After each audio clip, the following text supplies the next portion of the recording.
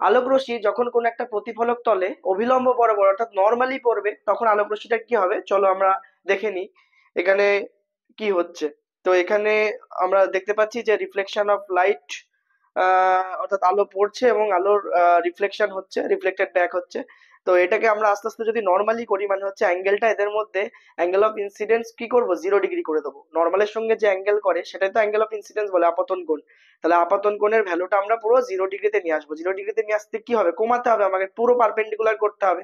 তাহলে আমরা এখন পুরো পারপেন্ডিকুলারে চলে যাব। তাহলে পুরো পারপেন্ডিকুলারে তোমরা নিশ্চয়ই খেয়াল করতে পারবে যে পুরো পারপেন্ডিকুলারে গেলে দেখো লাইটের ইন্টেন্সিটিটা অনেকটাই বেড়ে গেছে, আমরা অনেকটাই উজ্জ্বল দেখছি যখন পুরো পারপেন্ডিকুলারে আমি 0 ডিগ্রিতে নিয়ে এসেছি। তার কারণটা কি?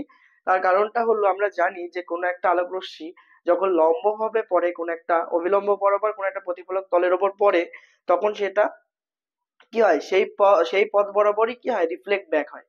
মানে সেই পথ বরাবরই আবার কি হয়, প্রতিফলিত হয়ে যায়। কারণ আপতন কোণ ইকুয়ালস টু প্রতিফলন কোণ, যেহেতু এখানে আপতন কোণ 0, প্রতিফলন কোণও 0 হবে। অর্থাৎ আপতিত রশ্মি এবং প্রতিফলিত রশ্মি দুটোই অভিলম্ব বরাবর কি হবে, একটা আপতিত রশ্মিটা পড়বে এবং সেটা পুনরায় ধাক্কা খেয়ে প্রতিফলিত রশ্মি রূপে একই পথ বরাবর কিন্তু ফিরে যাবে।